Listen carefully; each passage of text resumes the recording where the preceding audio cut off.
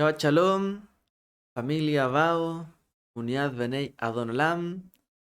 Hoy en un nuevo comentario, un Devar Torah, unas palabras de Torah, ¿cierto? En la mesa de Shabbat, que compartimos viernes tras viernes, Shabbat tras Shabbat.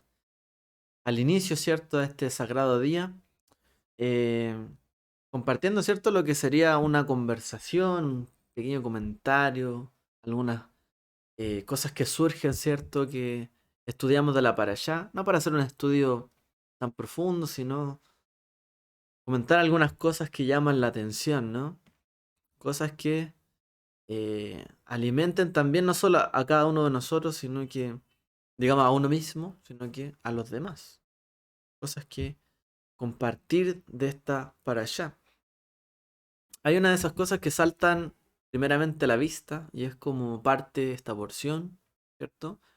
Que directamente nos habla sobre una vaca roja.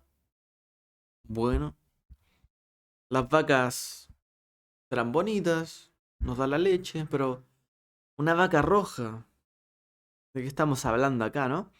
Es una para allá, de hecho, que tiene varios jukot o jok, que es de donde deriva el nombre de la para allá, ¿cierto? Jukat, viene la palabra juka, que es un estatuto.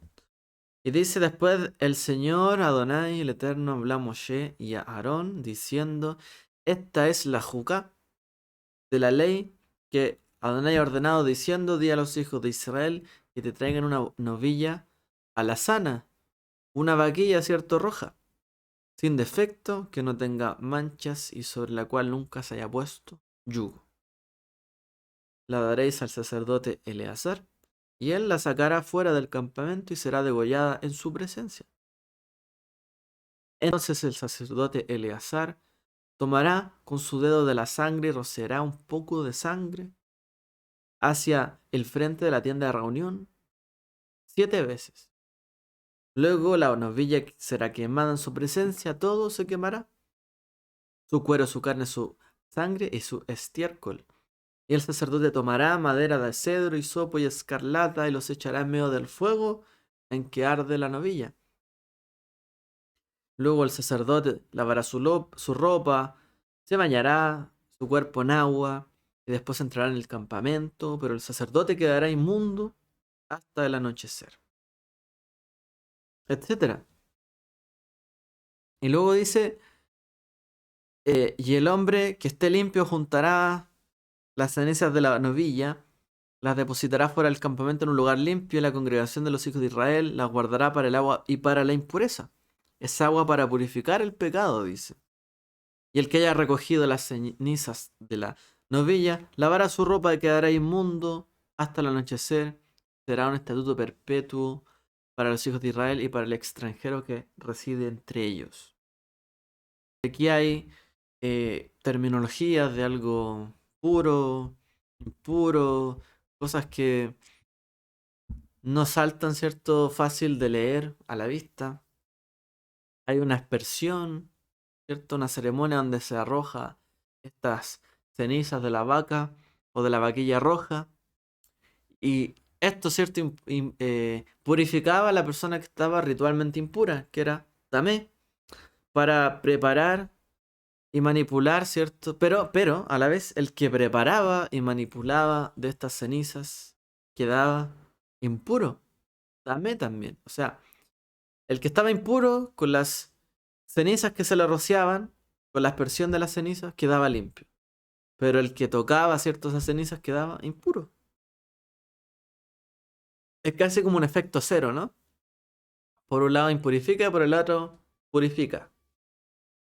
Pero esto, ¿cómo tiene sentido? Y lo vamos a asociar un poco a lo que dice el Brit Hadashah sobre la muerte. Bautizados en la muerte, dice la escritura. ¿Cómo es que somos bautizados en la muerte? Un poco alguna luz, algún comentario sobre esto. En Bemidbar, capítulo 19, ¿cierto? La Torá, como leímos, nos habla sobre preparar las cenizas de esta vaquilla roja para purificar, ¿cierto? A los inmundos por la muerte.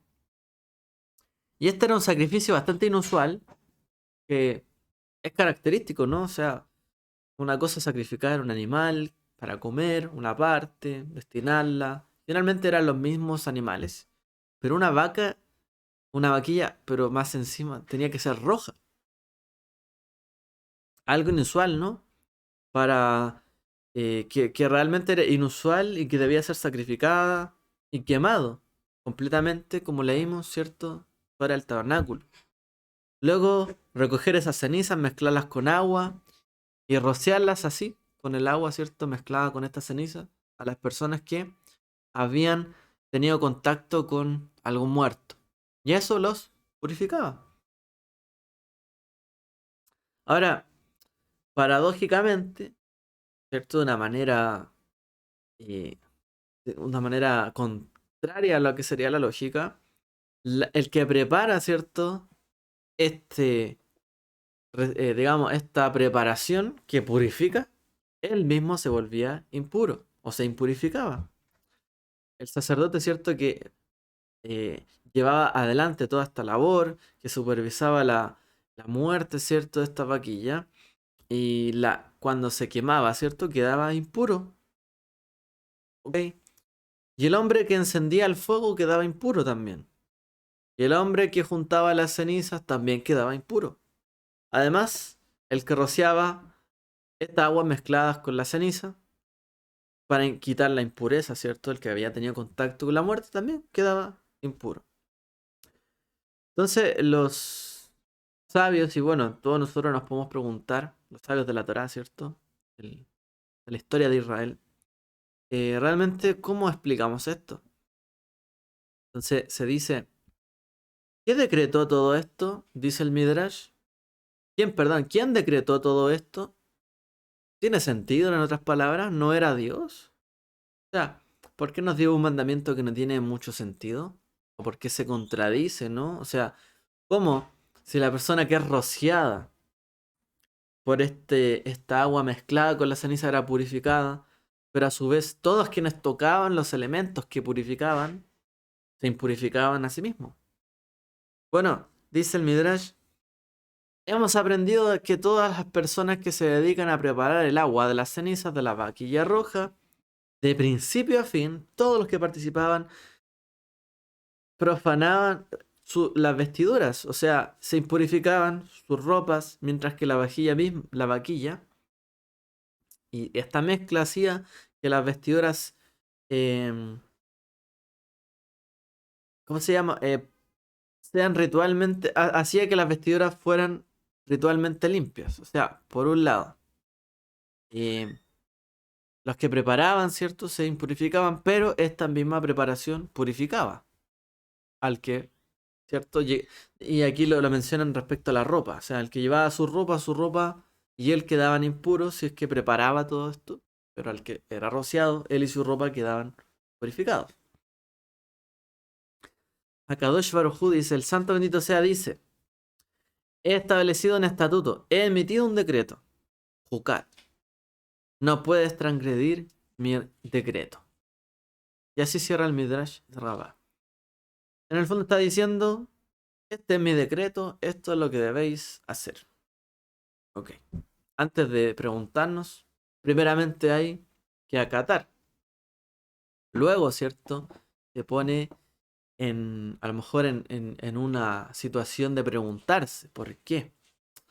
Es importante que un decreto sea acatado para que sea cumplido, ¿cierto? De manera oportuna, rápida.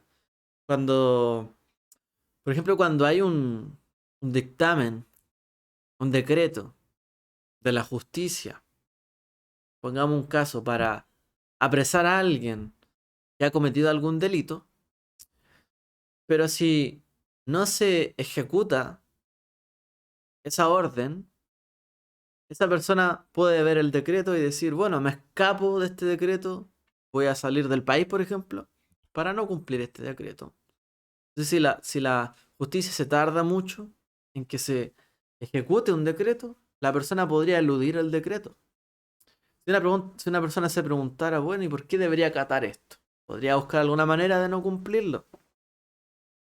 Es importante dentro de la Torá, que entendamos que Dios, Elohim o Elohim, es juez. De hecho, el nombre Elohim tiene relación con él como juez. Tanto él cuando emite un decreto, nosotros debemos acatarlo, de tal manera que oportunamente lo hagamos para que sea cumplido. Cuando un decreto se emite y se tarda, ¿cierto?, el tiempo en cumplirse, lo más probable es que no se cumpla. Porque nadie lo lleve a cabo, ni nadie quiera, ¿cierto?, realizarlo si pasa mucho tiempo. Alguien dirá, bueno, no tiene por qué aplicarme. Es importante, como dice el Midrash, entender, este es mi decreto, esto es lo que hablé en mi estatuto, lo emití un decreto, no puedes transgredir mi decreto. Lo primero, acatar, ¿cierto?, en la obediencia al decreto de la Torah, el eterno. Ahora, esta paradoja, ¿cierto?, que ocurre, que explicamos, también sucede en Yom Kippur, en el día de la expiación. Después, ¿cierto?, de que se completa toda la ceremonia de Yom Kippur, el Cohen Gadol, el sumo sacerdote, necesitaba sumergirse nuevamente en aguas para purificarse. De manera similar, la persona que soltaba el cabrito, ¿cierto?, el macho cabrío, al desierto, a Azazel, necesitaba sumergirse antes de regresar al campamento. Y el sacerdote que supervisaba la quema de este animal, de las ofrendas por el pecado, o sea, recuerden que habían dos animales que se echaban suerte, uno quedaba, ¿cierto?, para morir en el, digamos, en el despeñadero, para Azazel, y el otro quedaba para ser ofrendada como una ofrenda, ¿cierto?, por el pecado. Y la persona que cuidaba ese macho cabrío que estaba, digamos, ahí para ser sacrificados para el pueblo, para el pecado, necesitaba sumergirse esa persona también antes de regresar al campamento. O sea, supone que tal vez lo que impurificaba era el macho cabrío que era entregado a Azazel, o que era llevada, ¿cierto?, a un despeñadero. Pero ¿por qué también el sumo sacerdote que hacía toda una labor sagrada quedaba impurificado luego de concluir toda la ceremonia? ¿Por qué el que sacrificaba el macho cabrío, que era para el día de la expiación, también quedaba impurificado? Al igual que el que se llevó, se supone, ese macho cabrío al desierto, a morir al desierto. Entonces, respecto a la purificación, hay algunas paradojas que aparecen en la Torá, ¿cierto? Cosas que podrían ser una aparente contradicción, ya que el que, el que preparaba el acto de la purificación se impurificaba a sí mismo. En otras palabras, por el hecho de preparar la purificación de otros, él mismo se impurificaba. Y esto obviamente nos recuerda a nuestro Mesías, Yeshua, quien se hizo impuro para poder purificarnos a nosotros. Para salvar a otros de la muerte, él tuvo que morir, ¿cierto? Para purificarnos a nosotros de los pecados, de los delitos en los cuales estábamos y muchas veces caemos, ¿cierto? Y él y su obra nos alcanza al día de hoy. Él tuvo que impurificarse. Él tomó de alguna forma la inmundicia, la impureza mortal de la muerte, ¿cierto? En virtud de su nacimiento como hombre, como carne. Él tomó en su carne todo lo que podría morir en el fondo y murió junto con él. Y a su vez nos entregó a nosotros, ¿cierto?, la vida eterna, la inmortalidad. Él tomó en su cuerpo, en su carne, la impureza que había en las personas en virtud, ¿cierto?, de traer un ministerio de reconciliación y de sanidad para cada uno de nosotros. Él tomó esa impureza, esa inmundicia, iniquidad, pecado, transgresión y el pecado de Israel. Y a su vez, él no permaneció mucho tiempo en ese estado de impureza ritual, porque de hecho así era. ¿cierto? En ese momento. Caían en un estado de impureza, pero obviamente quien preparaba, por ejemplo, la vaquilla roja o el mismo servicio Yom Kippur, no eran personas que estaban destinadas a morir por haber preparado a lo mejor todo eso de elementos sagrados y luego perder toda su categoría, sino que se impurificaban de manera momentánea, con tal de que otros fueran purificados. De alguna otra forma, aquellos cierto que participaban en estos rituales eran parte del ingrediente, por así decirlo, de el hecho de preparar todo para la purificación. La persona, el sacrificio de la persona, el servicio a Dios que hacía la persona, era una parte de lo que tenía que hacerse para, ¿cierto?, traer purificación para el resto. El propio servicio que hacía el sumo sacerdote o que hacía la persona, ¿cierto?, que llevaba las cenizas de la ofrenda de la vaquilla roja, el que la mezclaba, el que lo quemaba, todos. De alguna forma, el Mesías así también salió de su tumba, se levantó por un tiempo pequeño, estuvo ahí, para luego levantarse en perfecta pureza. Se despojó de la forma mortal del cuerpo humano y se vistió, ¿cierto?, de ropas de inmortalidad. Se despojó así de su impureza. Y la ropa, ¿cierto?, es que lo llevaban, o el ropaje que lo vestían de muerte, porque este cuerpo estaba destinado a perecer, y este cuerpo está destinado a perecer. Nuestro cuerpo no es eterno. Así también, si el Mesías vino en carne, pues también tenía que perecer en algún momento su carne. Así como creció, vivió, se desarrolló, en algún momento también perecería su carne. De esta forma, el libro de Hebreos hace cierto una alusión a la vaca roja. Es más, le atribuye, ¿cierto?, la eficacia al Mesías en cuanto a la limpieza que todos hemos recibido. Y él compara la sangre del Mesías con la sangre de la vaquilla roja. Y las cenizas de la vaquilla roja, que obran, ¿cierto?, por fuera en la carne, para purificar la carne del que estuvo en contacto con algún muerto, tenían una eficacia. Y dice el libro de Hebreos, pues cuánta más o mayor eficacia podrá tener entonces la sangre del Mesías y quitarnos de toda conciencia de pecado. Porque si la sangre de los machos cabríos y de los toros y las cenizas de la becerra, rociadas a los inmundos, a los impuros, santifican la limpieza, la purificación en la carne, cuánto más la sangre del Mesías, que por el Espíritu Eterno se ofreció a sí mismo, sin mancha a Dios, limpiará vuestra conciencia de obras muertas, es decir, el pecado, obras muertas, que es obras vivas son las obras de la Torá. Las obras muertas son obras que están fuera de la Torá, que por lo tanto, violar la Torá es muerte. Todo el que no cumple, ¿cierto?, con lo que está ahí, se hace, por así decirlo, merecedor de la muerte, porque viola, ¿cierto?, la voluntad de Dios. Y dice, ¿limpiará vuestra conciencia de obras muertas para servir al Dios vivo? Si esa sangre de los toros, los machos cabríos y la vaca roja podían purificar a las personas, pues cuánto más la sangre, dice, del Mesías podrá purificarnos a todos nosotros. Baruch Hashem. Ahora, hay otro pasaje que nos puede sonar relativo, ¿cierto?, a lo que estamos mencionando. Y es el pasaje donde Pablo habla si los muertos resucitan, no resucitaran, ¿cierto? De hecho, habla de que todos hemos sido bautizados en la muerte. A qué se está refiriendo? Y son términos muy usados, digamos, o muy propios de esta porción.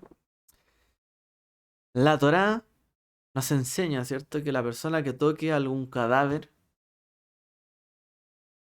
se vuelve impura. Este es el principio por el cual cierta parte está para allá. Para ser limpiado debía ser rociada por la vaquilla roja. Y esta se refería, ¿cierto?, a sus cenizas junto con el agua. Y así eran rociadas.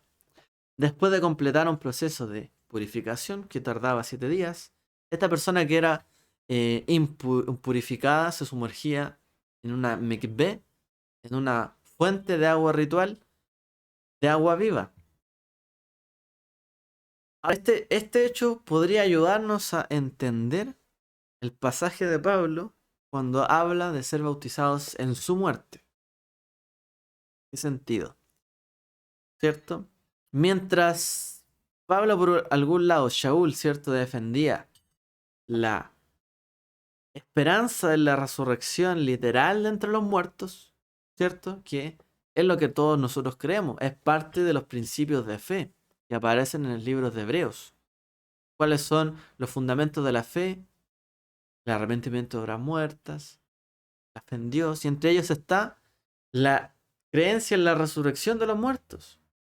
Es decir, propiamente, ¿cierto?, tal de nuestra fe tiene que ser el creer en la resurrección de los muertos. Si no creyéramos, ¿cierto?, que hay resurrección, en vano, ¿cierto?, pereció el Mesías. Hubiese perecido. Por eso, parte de nuestro fundamento de fe es creer, ¿cierto?, que hay una resurrección. Si creemos que Él resucitó, pues también nosotros resucitaremos. ¿Okay? Es como el principio que hay detrás de esto. Entonces dice el pasaje donde habla Pablo. ¿Y si los muertos no resucitaran? ¿Qué harán entonces los que son bautizados por los muertos? Y si los muertos no resucitan en absoluto, ¿por qué pues se bautizan por ellos? 1 Corintios 15, 29. Un versículo bastante difícil de comprender, ¿no? O sea, ¿cómo está hablando de que somos bautizados por los muertos? ¿De qué estás hablando, Pablo? ¿Qué cosa difícil? De repente leer a Pablo es difícil, bueno, más difícil todavía cuando Pablo se pone a hablar de temas propiamente de la Torá.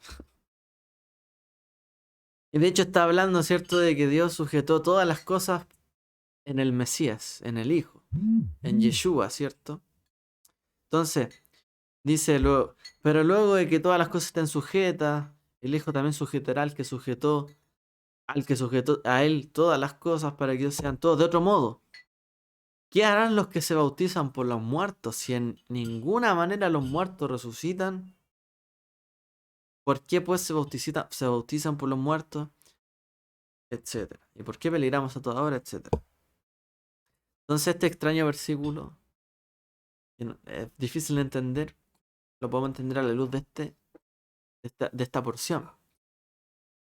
Según, por ejemplo, la costumbre judía, ¿cierto?, de cuando hay un fallecimiento, lo que se debe hacer con un cuerpo es prepararlo para el entierro, haciendo un lavado ceremonial del cuerpo, ¿cierto? Hasta el día de hoy, sobre todo las que se llaman la Hebra Kadisha, esta institución judía que es como la compañía santa, sagrada, como la traducción, que en el fondo es toda la gente que se ocupa de los muertos, de preparar el cuerpo para el entierro, que se preocupan de toda esa parte que es muy dolorosa, ¿cierto?, para las familias cuando parte alguien. Hay personas que se ocupan de esto.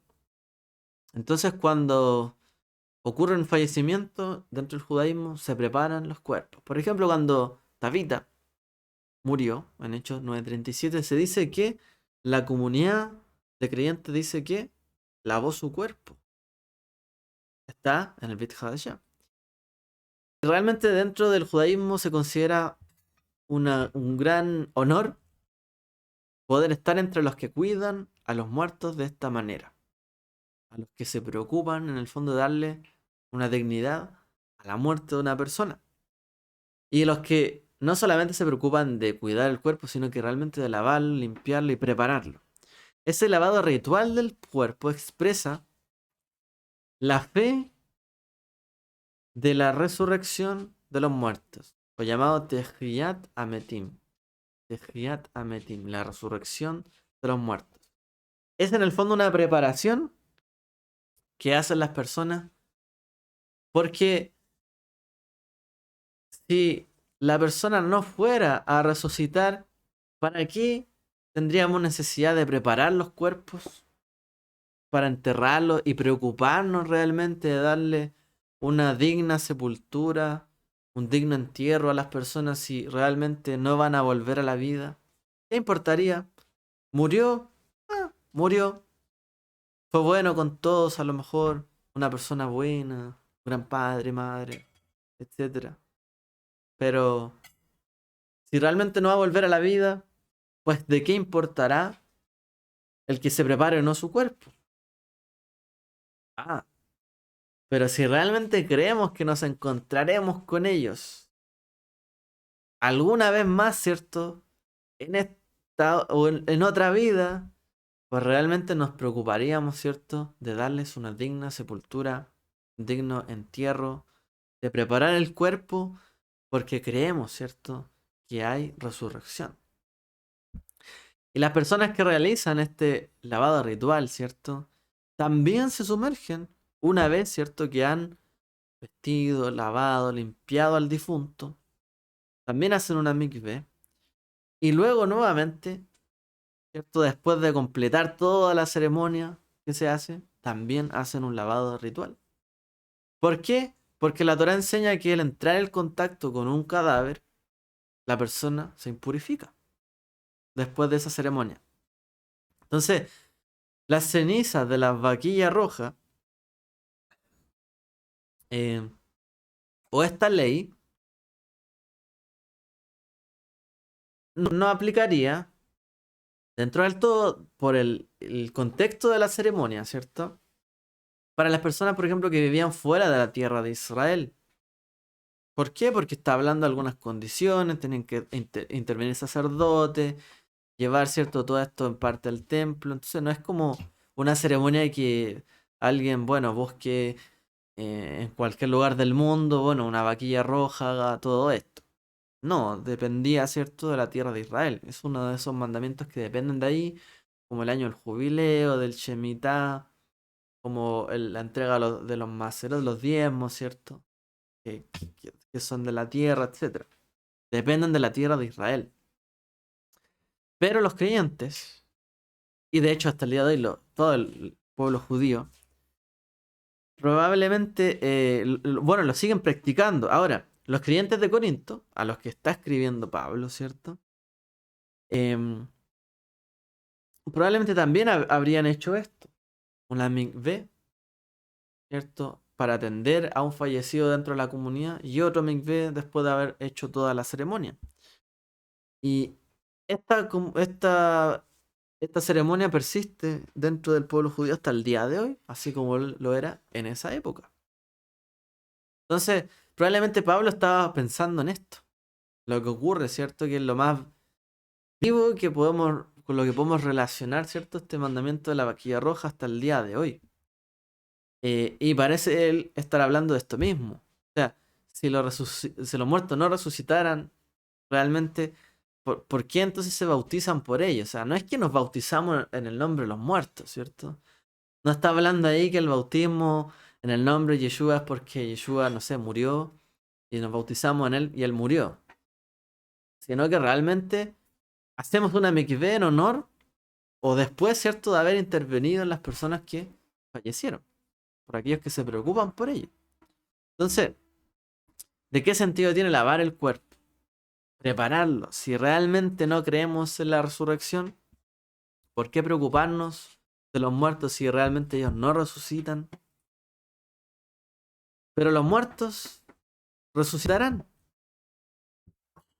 La carne corruptible a través del Mesías va a llegar a convertirse en carne incorruptible, porque así lo vemos en él. Porque si creemos que Yeshua resucitó y fuimos bautizados por él, dicen su muerte. Es decir, alguna otra forma está involucrando, ¿cierto? Que todos tuvimos, por así decirlo, un contacto con Él, con el Mesías. Hemos entrado en contacto por Él, ¿cierto? Por el Mesías que falleció, de alguna forma acogiéndolo, preparándonos, ¿cierto? Para su, en el fondo, para su venida o su, digamos, resurrección. El hecho es que también nosotros, de alguna forma, cuidamos el testimonio, el cuerpo del Mesías, cuidamos, ¿cierto? Eh, sus palabras, sus enseñanzas, así como las personas en el judaísmo cuidan un cuerpo, lo preparan, teniendo la fe y la esperanza completa de que va a haber una resurrección. Así también los creyentes, de alguna otra forma, cuidamos también, ¿cierto?, del Mesías, de sus palabras, su testimonio, su cuerpo, su vida, creyendo que Él resucitó y que volverá y vendrá ante nosotros, y también nosotros seremos resucitados. Por eso también cuidamos de Él, para que, porque creemos que Él ha resucitado y resucitará. Y si no lo hemos visto ahora, digamos así, yo digo como resucitará, no es que no lo haya hecho, sino que es como la esperanza. Tenemos la esperanza del cuidar, en el fondo, todo lo que es Él y su vida, pues también, juntamente con Él, luego seremos purificados. Al principio, ¿cierto? Detrás. Porque en algún momento, ¿cierto? Toda la impurificación de la muerte será, ¿cierto? Un testimonio, porque se va nuevamente a purificar, a volver en cuerpos inmortales. Y la resurrección que ha de venir, todo eso será un testimonio. En ese día seremos limpiados de toda impureza espiritual en nuestros cuerpos mortales y en nuestra alma. Seremos resucitados incorruptibles y puros junto a nuestro Mesías, ¿cierto? Como Él ya lo hizo. Pues como dice 1 Juan 3:2, aún no se ha manifestado lo que seremos. Sabemos que cuando Él se manifieste seremos semejantes a Él. Y por eso, el Mesías, decimos, como dice su pueblo, no está muerto, Él está vivo. Y creemos, ¿cierto?, que aún las palabras de Él pueden purificar, salvar y vivificarnos, ¿cierto?, en esta vida y también resucitarnos en el día postrero, en su muerte. ¿Cierto? Podemos nosotros también al entrar, digamos, en contacto, porque todos morimos, pero Él, luego de estar ahí padeciendo, se levantó puro, un cuerpo incorruptible. Así también nosotros lo haremos, porque entramos en contacto con Él. Eso significa que también entramos en el proceso de morir a nosotros mismos, para luego levantarnos como Él se levantó, muertos a nosotros mismos como nuevas criaturas. Y lo que nos conecta con eso es la fe, la emuná, la creencia de que esto así será, de que realmente resucitaremos, de que realmente al entrar en contacto con el Mesías, creer en Él, tener fe en Él, morir a nosotros mismos junto con Él también, así como Él fue levantado entre los muertos, nosotros también lo seremos. Y así también nuestros seres queridos, los que hemos visto partir muchas veces, pena, seres que amábamos, ¿cierto? Que nos dieron testimonio de Dios, o que nos cuidaron, nos atendieron, familiares cercanos, gente que amamos, nos encontraremos también, como ellos, resucitados, levantados. Tenemos la esperanza y la resurrección. Y sabemos que es así.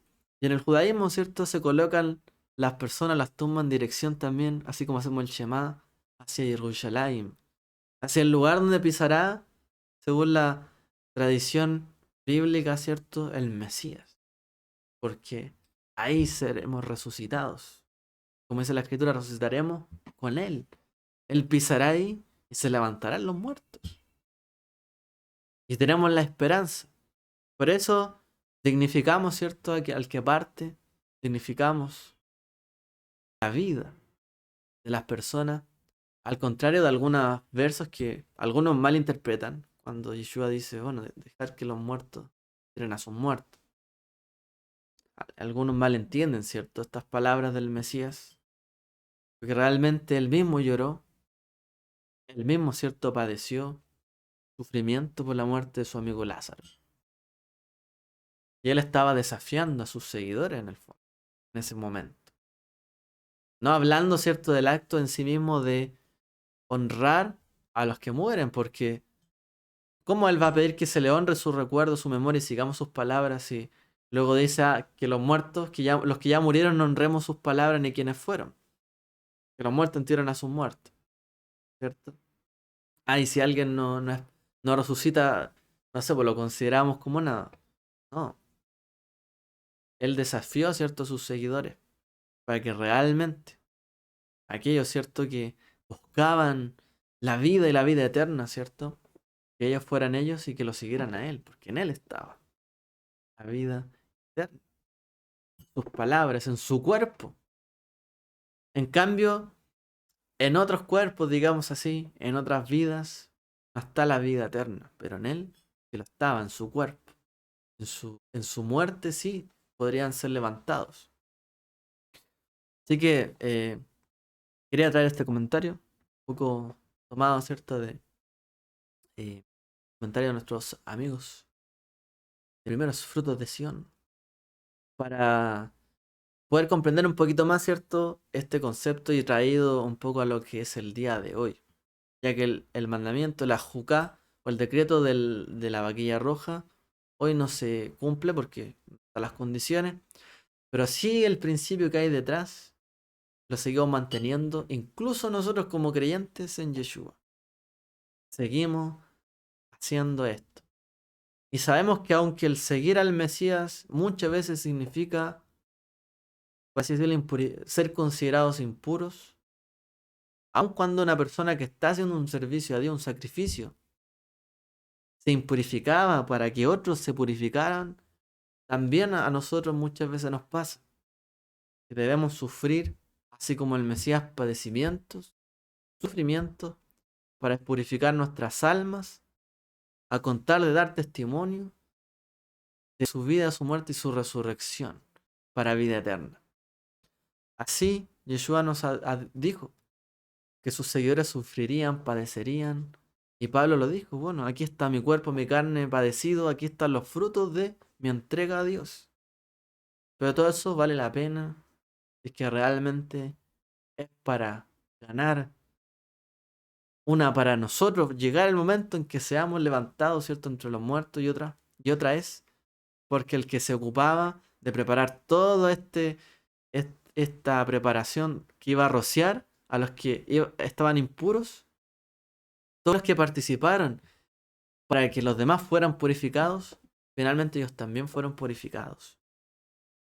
Y así también esperamos nosotros que nuestra impureza, digamos así, eh, el hecho de que nosotros tengamos que ser señalados muchas veces o mal dirigidos en nuestras palabras, o mal testimonio para algunos que cómo creen en eso, cómo hacen esto, a veces en la familia, a veces por el judaísmo, a veces por otras creencias, a contar, ¿cierto?, de que otros también sean purificados, como lo hizo Pablo, Shaul y los apóstoles, los Shlechim, los enviados del Mesías, también vale la pena. Así que ese es el mensaje y una reflexión para esta parasha. Dios les bendiga a todos. Shabbat Shalom.